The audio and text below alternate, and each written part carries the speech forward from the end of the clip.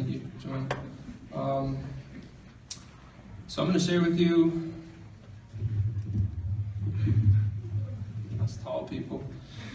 I'm going to share with you a letter I wrote recently in a rather frustrating and cathartic moment.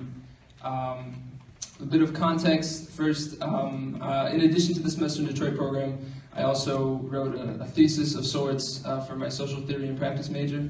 Sus and I both were in that major, so we did this sort of thing together. And so my project was about the transformations going on in the Cass Corridor and gentrification that makes it happen. Secondly, I just want to share with you a quote by Marsha Music, who Will Copeland told me about. I got a fantastic opportunity to interview Will as well for my project, and it was a lot of help. So the quote goes, "It is true that some say that they come to save Detroit, but I say they come to Detroit to be saved."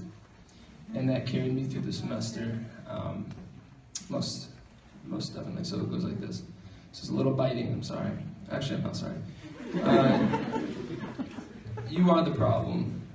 I look like the problem, but I am not the problem. You see, it wasn't always vacant land or blight or liquor stores and homeless people, but you're too busy at Katoy or Central or one of other Dan Gilbert's hot inventions made only for people who look like you and I that you've never set foot or driven. Walking is too risky. And the other 130 square miles that make Detroit the city it is and was and always will be. In fact, it wasn't always cool or hip to go downtown or to Midtown or whatever reason you have to dress up and you waste daddy's money at some club with also the other problem people. Detroit is not yours, and it is not a blank slate. Hey, look, I'm from the suburbs too, and I go to your university, but I didn't come from all that money, and I still don't have much. I was raised with three things: Motown, modesty, and corned beef on double-baked rye. My father has spent more than 30 years in the meatpacking business in Mexican Town. You can go tell me where that is. And who started at Eastern Market. I'm not saying I'm a Detroiter, not yet, but I've got roots here, and my soul feels good here. But I'm done being modest with you. You are the problem, and you need to be called out. You live 40 minutes away, but a world apart, in a bubble of Canada Goose jackets and Timberlands, not yours either. Locked away in a high-rise jail cells, dreaming of the day you get to meet Dan Gilbert.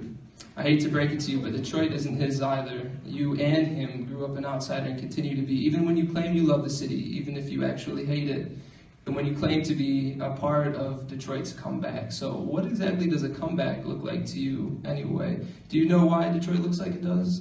Do you know what gentrification is? Do you know what's happening at the Marathon Oil Refinery?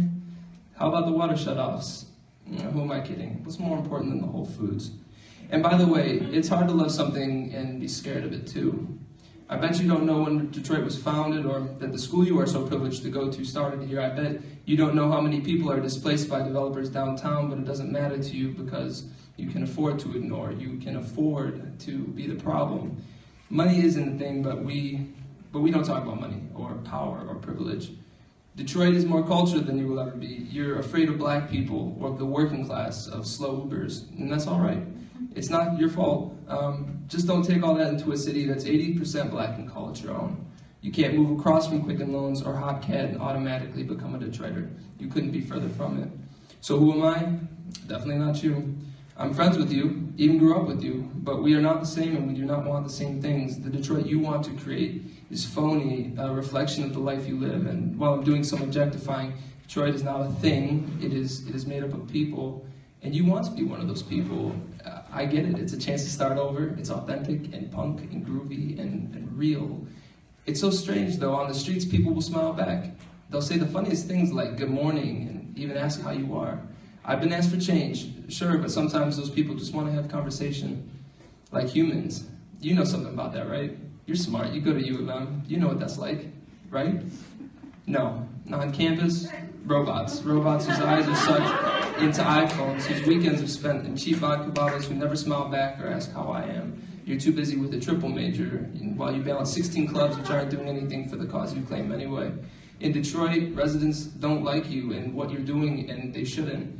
At first, they don't like me either, because I look like you, but I don't dress like you or talk like you or have the money you have. I show the utmost respect and patience and a desire to learn. I reject elitism and privilege and capitalism, but I'm quite aware of how they impact me and my upbringing.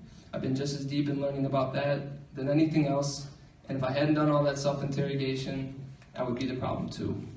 Money is coming in, jobs, business, revenue, concrete, people, but people are also going, as is their culture. And while you're uncomfortable hearing this, and while your opinions of me are changing at a pace faster than Detroit is coming back, think about going somewhere else for a service trip or alternative spring break. Detroit is no war zone, there's no lab, no experiment that happens once a year. Many neighborhoods are riddled with crime, yes, but what about Chicago or New York or LA or any of your other dream destinations? In one morning and out that evening? One fell swoop of cluelessness. So, do it right or not at all. Detroit doesn't need you. You need it. I need it.